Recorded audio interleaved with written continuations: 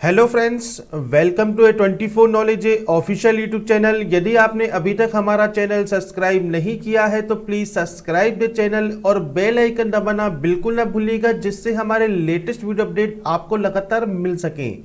तो फ्रेंड्स, आज के इस वीडियो में हम जो न्यू सीरीज स्टार्ट कर रहे हैं वो है आपके रेलवे एनटीपीसी या ग्रुप डी से रिलेटेड। यहाँ पर हम करेंगे पिछली भर्ती पे आधारित क्वेश्चंस को, जो कि आपके रीजनिंग एंड मैथ दोनों के ही यहाँ पर प्रैक्टिस सेट हम अवेलेबल आपके लिए कराएंगे। साथ में सीबीटी फर्स्ट एंड सीबीटी 2 दोनों में जो प्रीवियस ईयर पेपर आपके आए हैं उनकी भी पीडीएफ हम जल्दी ही आपको अपलोड कर देंगे। साथ में 2 अपलोड जो हैं वहां पर 2 पेपर सीबीटी फर्स्ट के और सीबीटी 2 के, वो आपको हमारी jobrasta.com की वेबसाइट पर अवेलेबल है, वहां पर जाकर आप उनको डाउनलोड कर सकते हैं। तो फ्रेंड्स, चलिए शुरू करते हैं आज का हमारा ये वीडियो, जिसका जो पहला क्वेश्चन है उसमें आपको कथन एंड निष्कर्ष से रिलेटेड, स्टेटमेंट एंड कंक्लूजन से रिलेटेड क्वेश्चंस आपको देखने को मिलता है।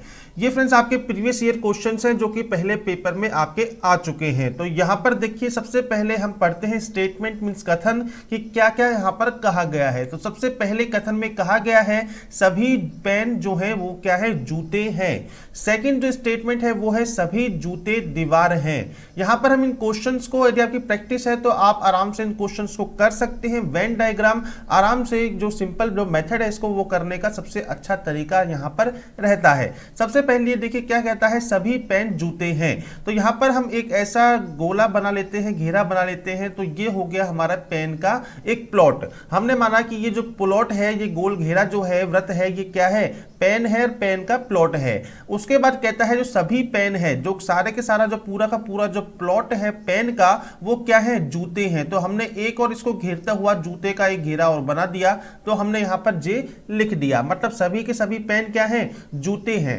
ठीक है। नेक्स्ट स्टेटमेंट क्या है कि सभी जूते दीवार हैं। तो अभी जूते का जितना भी प्लॉट है, ये जो इतना भी हिस्सा है, ये सारे का सारा क्या है, ये सारा का सारा किसके अंदर आता है, ये आता है आपके दीवार के अंदर। किसके अंदर आता है, दीवार के अंदर। तो हमने यहां पर जो हमारा स्टेटमेंट है वो यहां पर बना लिया जैसा जैसा इसने कहा है। अब हमको इस स्टेटमेंट के थ्रू निकालना है कि कौन से निष्कर्ष इसमें से जो अनुसरण करते हैं, फॉलो करते हैं। तो सबसे पहले देखिए क्या कहता है, सभी पेन दीवार हैं। तो यहां पर देखिए जो पेन का जो प्लॉट है वो किसके अंदर आता है, दीवार के अंदर आता है। अगर आप इस जे वाले जो घेरा है इसको हटा दीजिए तो देखिए पेन किसके अंदर है, डी के अंदर है, मींस दीवार के अंदर है। तो सभी के सभी पेन किसके अंदर हुए, दीवार के अंदर हुए, दीवार है। तो ये हमारा क्या करता है, फॉलो करता है। नेक्स्ट है कुछ दीवार पेन है।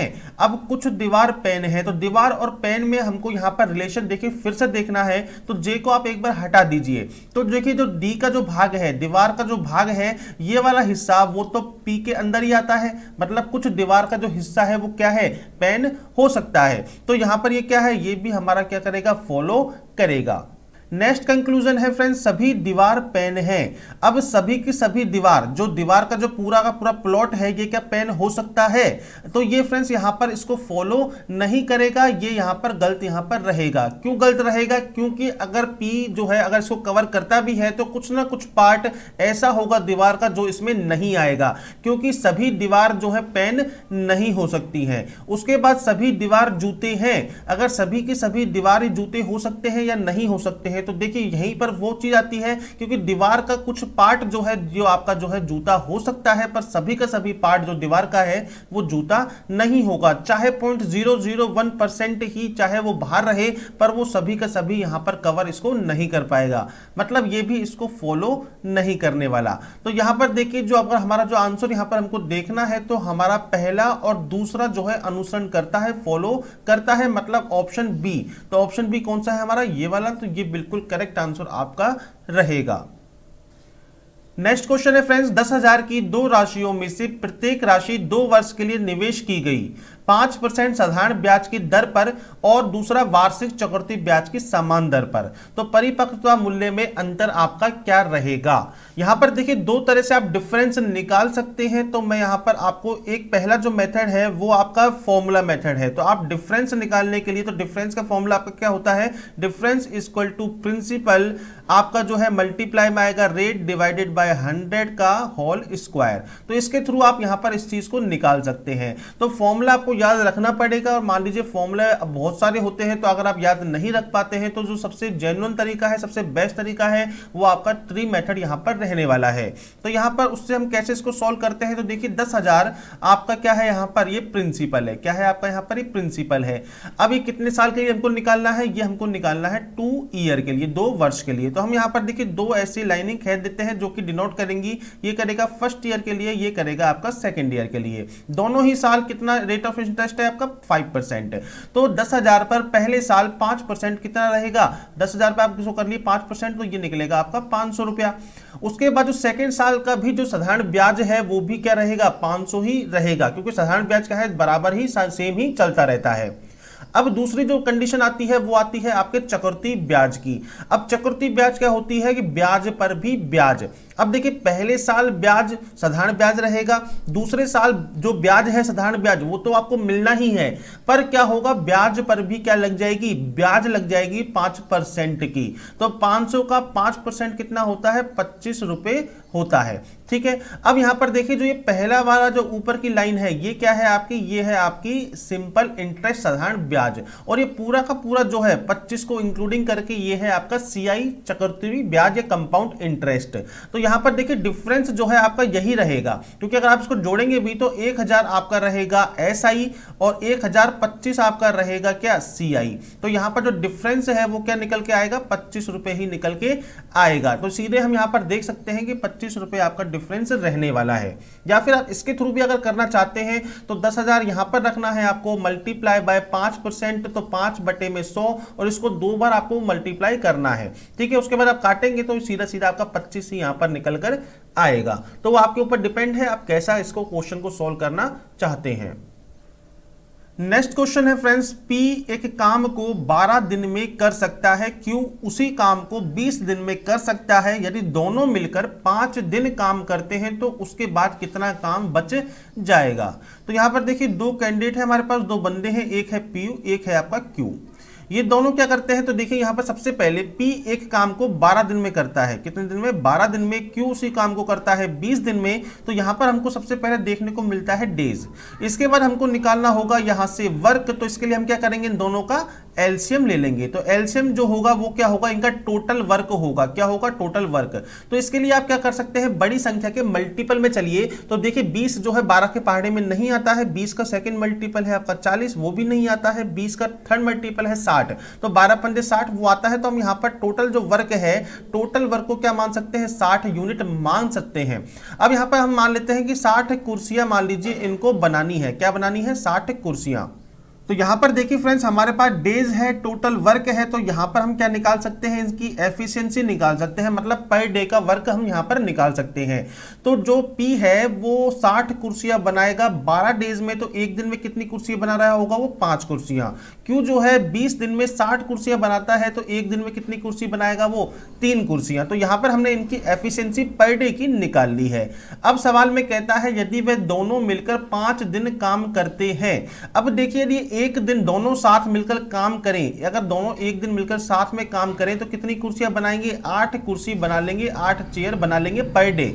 अब यहां पर ये कह रहा है 5 दिन काम करते हैं, तो ये 8 चेयर एक दिन में बनाते हैं, तो 5 डेज के अंदर कितनी चेयर बना लेंगे, 40 चेयर यहां पर आपकी कंप्लीट कर देंगे। टोटल चेयर बनानी कितनी है इनको, 60, बना दी इन्होंने 40, तो बची कितनी होंगी हमारे पास, 20 चेयर बची होंगी। कितने में से बची होंगी, हमारे पास 60 में से, क्योंकि 60 टोटल है हमारे पास। यहां पर इसको आप सॉल्व करेंगे तो ये आएगा 1/3, मतलब 1/3 काम अभी भी आपका क्या हुआ है, शेष बचा हुआ है, मतलब ऑप्शन डी जो है यहां पर सही आंसर आपका रहेगा। नेक्स्ट क्वेश्चन पर चल लेते हैं। तो नेक्स्ट क्वेश्चन फ्रेंड्स हमारा क्या है कि निम्नलिखित 4 जोड़ियों में से 3 जोड़ियां किसी ना किसी प्रकार एक समान है और एक जोड़ी भिन्न है, तो वह कौन सी जोड़ी जो है इनमें भिन्न रहेगी। तो यहां पर देखिए आपको जो है थोड़ा सा अनुवाद इनका आना चाहिए कि इनकी हिंदी में मीनिंग आपकी क्या रहती है। अगर डेयरिंग की बात करें तो डेयरिंग के जो हिंदी में अर्थ है वो होता है आपका साहसी। ठीक है, टिमिड का मतलब होता है आपका आसानी से डरने वाला। तो देखिए ये साहसी है, ये आसानी से डरने वाला है। उसके बाद क्लियर मतलब हो गया आपका स्पष्ट, और वेग मतलब हो गया आपका यहां पर अस्पष्ट। नेक्स्ट है ब्यूटीफुल मतलब खूबसूरत या सुंदर, प्रीटी मतलब वही सुंदर या खूबसूरत। तो ये आपका समान हो गया, जो कि सुंदर सुंदर दोनों ही सेम वर्ड यहां पर अभी तक आए हैं। यहां पर ये दोनों विलोम चल रहे हैं, आपस में अपोजिट चल रहे हैं। यूथ का मतलब होता है जवानी और एडल्ट का मतलब होता है वयस्क। तो यहां पर जो सही आंसर है जो कि सभी से भिन्न है वो है आपका ऑप्शन बी, ब्यूटीफुल और प्रिटी। नेक्स्ट क्वेश्चन पे चलते हैं फ्रेंड। नेक्स्ट क्वेश्चन क्या है हमारे सामने, एक वस्तु 22% हानि पर 7020 में बेची गई, वस्तु का क्रय मूल्य क्या रहेगा? तो हम देखें हमेशा जो सीपी होता है उस सीपी को मानते हैं 100%। कितना मानते हैं फ्रेंड्स? 100%। अब ये कहता है कि वस्तु को बेचा गया 22% हानि पर, मतलब यहां से जो 100% जो इसकी सीपी है, क्रय मूल्य है, इसमें जो है माइनस किया गया 22% उसको लॉस हुआ। तो इसने कितने में उसको बेचा होगा? इसने इसको बेचा होगा 78% में। ठीक है ना, क्योंकि 100 में से 22 घटाएंगे तो कितना आएगा हमारे पास? 78। अब परसेंटेज के तौर पर देखें तो 78% इक्वल टू होता है 7020, क्योंकि इसने हमको दिया है। तो यहां पर हमको निकालना है सीपी, मतलब 100% की वैल्यू हमको यहां पर निकालनी है। तो इसके लिए फ्रेंड्स आप कर सकते हैं इसको क्रॉस वाइज मल्टीप्लाई, और आपका जो आंसर है वो निकल कर आ जाएगा। मतलब 7020 मल्टीप्लाई बाय 100 डिवाइडेड बाय 78।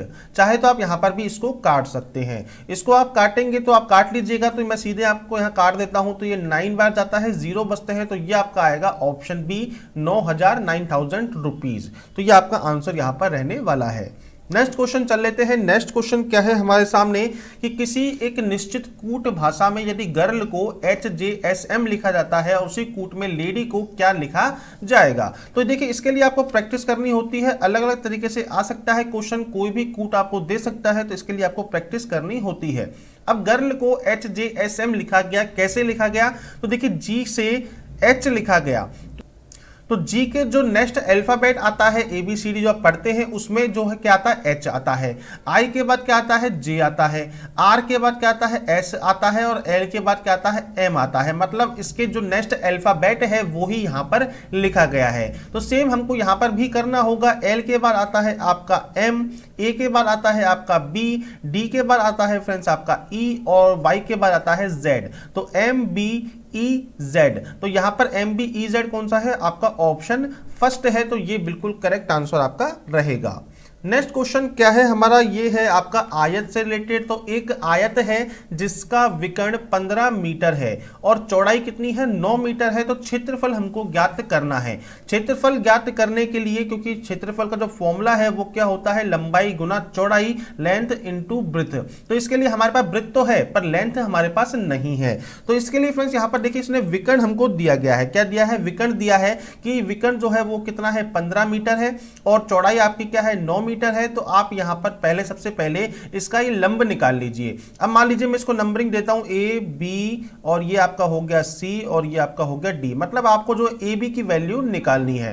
तो AB की वैल्यू निकालने के लिए AB इक्वल टू यहां पर ये क्या है हमारा? ये हमारे पास है हमारा कर्ण। तो कर्ण का स्क्वायर 15 का स्क्वायर माइनस कितना हमारा आधार, आधार का स्क्वायर क्या है? 9 का स्क्वायर, और इसको हम किस में ले लेंगे? अंडर रूट में ले लेंगे। ठीक है, इसको सॉल्व करेंगे तो 225 माइनस 9 81, और ये आपका किस में है? अंडर रूट में है। तो ये आएगा आपका 144, फिर अंडर रूट में, क्योंकि अंडर रूट चल रहा है हमारा। तो 144 का वर्गमूल क्या होता है? ये होता है आपका 12। मतलब AB की जो वैल्यू है या लंब की जो वैल्यू है वो कितनी निकल के आती है हमारे सामने? 12 मीटर निकल के आती है।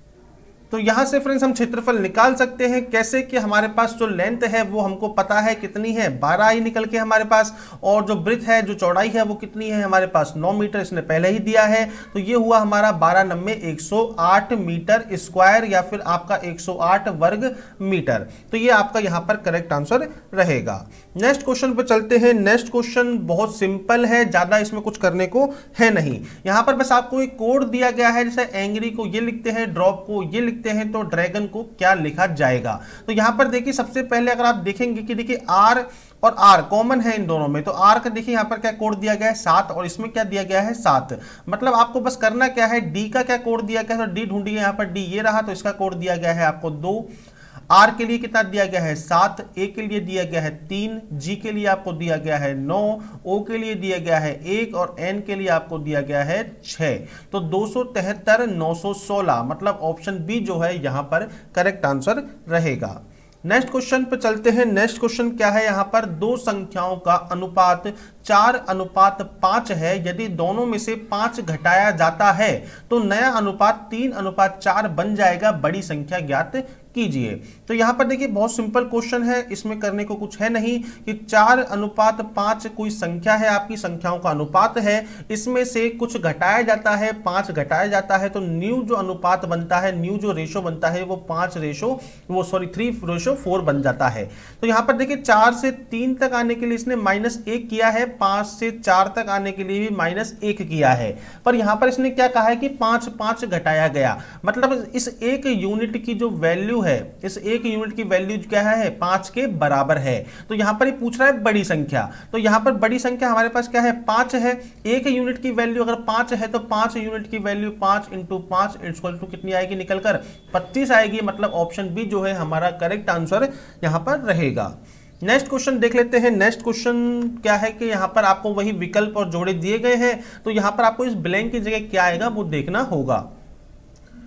तो देखिए फ्रेंड्स, पिजन यहां पर दिया है पीस, पिजन मतलब होता है कबूतर, पीस मतलब होता है शांति। तो पिजन किसका प्रतीक है, शांति का। व्हाइट फ्लैग मतलब जो सफेद झंडा होता है वो किसका प्रतीक होता है, वो होता है सरेंडर का। तो सरेंडर जब हम करते हैं तो क्या दिखाते हैं, व्हाइट फ्लैग दिखाते हैं, सफेद झंडा दिखाते हैं। तो यहां पर सरेंडर बिल्कुल सही आंसर आपका रहने वाला है।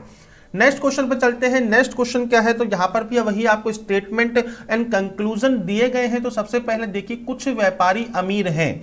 अब यहां पर देखिए कुछ व्यापारी हैं, ये व्यापारी को मैं W यहां लिख देता हूं। तो कुछ व्यापारी, तो पूरा का पूरा व्यापारी नहीं है, कुछ व्यापारी हैं जो क्या है अमीर हैं, क्या है अमीर हैं। अब ये कह रहा है बिड़ला अमीर है। अब यहां पर जो बिड़ला है वो यहां पर हमने घेरा बना दिया बी के नाम से कि बिड़ला क्या है वो अमीर है, अमीर के अंदर आता है। तो ये हमने बना दिया इसका स्टेटमेंट से, जो इसका वेन डायग्राम है वो। अब यहां पर निष्कर्ष देखिए, बिड़ला एक व्यापारी है। अब बिड़ला जो है एक व्यापारी है, अब ये हो भी सकता है और नहीं भी हो सकता। तो ये हम देखें क्योंकि ये W में आ भी सकता है और नहीं भी आ सकता, इसलिए हम इसको क्या मानेंगे डाउटफुल मानेंगे कि हो भी सकता है और नहीं भी हो सकता। नेक्स्ट जो है बिड़ला के पास एक बड़ा फार्म है। अब देखिए फार्म जो है वो है नहीं है, क्योंकि हमको कथन में कुछ ऐसा दिया ही नहीं गया, तो हम कैसे बता दें कि उसके पास एक फार्म है या नहीं है। तो ये क्या हुआ आपका फॉल्स हो गया। तो यहां पर सिंपल क्या निकल के आता है कि ना तो अनुसरण करता है 1 और ना ही अनुसरण करता है 2। तो यहां पर ऑप्शन सी जो है आपका करेक्ट आंसर रहेगा। तो फ्रेंड्स, इस वीडियो में हमने कुछ क्वेश्चंस अटेम्प्ट किए जो कि आपके प्रीवियस ईयर रेलवे में आ चुके हैं। आशा करता हूं आपको सभी अच्छे लगे होंगे, सभी मेरे समझाने का तरीका आपको पसंद आया होगा। और फिर भी कोई भी दिक्कत है, कोई भी क्यूरी है और कोई भी तरीका आपको पसंद नहीं आया है तो आप प्लीज कमेंट करिएगा, हम उसको सुधारने की पूरी कोशिश आपके सामने करेंगे। इसी के साथ बने रहिए हमारे साथ, देखते रहिए A24 knowledge and the last. Thanks for watching.